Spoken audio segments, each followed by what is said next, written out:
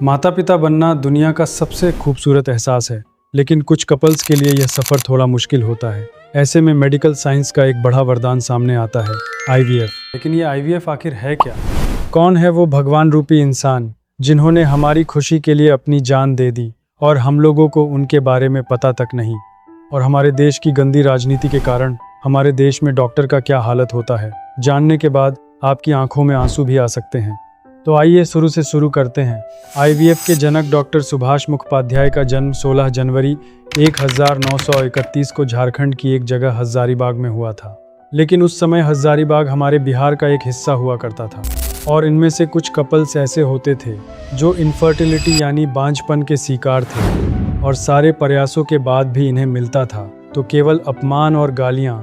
तो आइए देखें कि इनफर्टिलिटी क्या होता है, ताकि सारी कहानी मक्खन की तरह समझ में आए। इनफर्टिलिटी के कई कारण हो सकते हैं। महिलाओं में हार्मोनल गड़बड़ी के कारण अंडे सही समय पर नहीं बनते या रिलीज नहीं होते। कई बार फैलोपियन ट्यूब ब्लॉक हो जाती है, जिससे स्पर्म और एग मिल नहीं पाते। उम्र बढ़ने के साथ भी अंडों की गुणवत्ता कम हो जाती है। वहीं पुरुषों में स्पर्म काउंट कम होना, स्पर्म की गुणवत्ता खराब होना या स्पर्म के रास्ते में रुकावट जैसी समस्याएं मुख्य कारण बनती हैं। अब सवाल उठता है, इसका इलाज कैसे होता है? इसी जगह काम आता है IVF यानी इन विट्रो फर्टिलाइजेशन।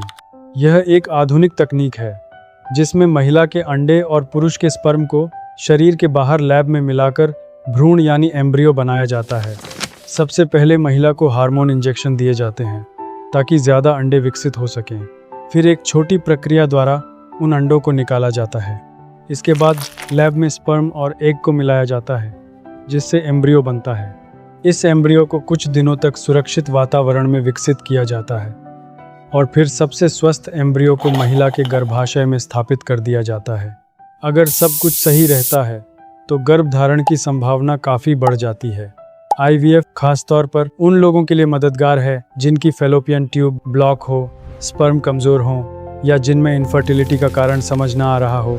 याद रखिए, जिस समय में इनफर्टिलिटी को पूरी दुनिया अभिशाप मानकर महिलाओं को मौत के हवाले कर देता था, उस समय डॉक्टर सुभाष मुखोपाध्याय ने इसे बीमारी समझा और उन लोगों को बचाने के लिए जो लोग समाज की गंदी सोच के कारण अपनी जान दे देते थे, और उन लोगों को बचाने के लिए उन्होंने बिना किसी के मदद के, बिना एडवांस टूल के, बिना सरकारी सपोर्ट के, खुद के पैसों से उन्होंने कोलकाता में अपनी छोटी सी लैब में दिन रात मेहनत करने के बाद उन्होंने पहली बार 3 अक्टूबर 1978 को बिना गर्भ के एक बच्ची को जन्म दिए, जिसका नाम था दुर्गा, जिसे लोग कनुप्रिया अग्रवाल के नाम से भी जानते हैं।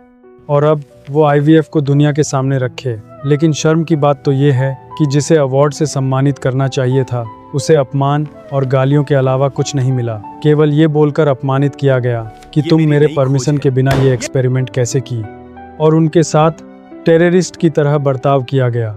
और इसमें केवल सरकार ही शामिल नहीं थी, हमारे समाज के लोगों ने भी पूरी हरास निकाली और उन्हें ऐसी रिजल्ट मिलने के बाद केवल एक ही रास्ता दिखा, और वो था फैन। इस तरह से एक महान वैज्ञानिक जो IVF के अलावा और भी बहुत कुछ दे सकते थे, लेकिन उनको मौत के हवाले कर दिया जाता है और वही रेपिस्ट को भगवान बना दिया जाता है। ये तो केवल एक वैज्ञानिक की जीवनी है। इनके जैसे बहुत सारे वैज्ञानिक हैं जिनको समर्थन की ज़रूरत थी, जैसे RN नंबूदिरीपाद, CB Raman, BR Ambedkar, Galileo Galilei और रामानुजन। ये लोग अभी भी हम लोगों की मुस्कान में जिंदा हैं और ये लोग हम लोगों के अभी भी मार्गदर्शक हैं।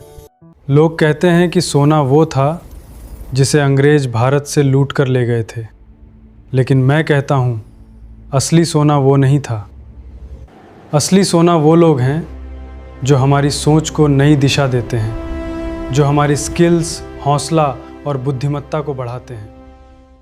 तो अभी लाइक करें, वीडियो शेयर करें और चैनल सब्सक्राइब करें, ताकि ऐसी प्रेरणादायक कहानियाँ कभी धूल में न दब जाएं।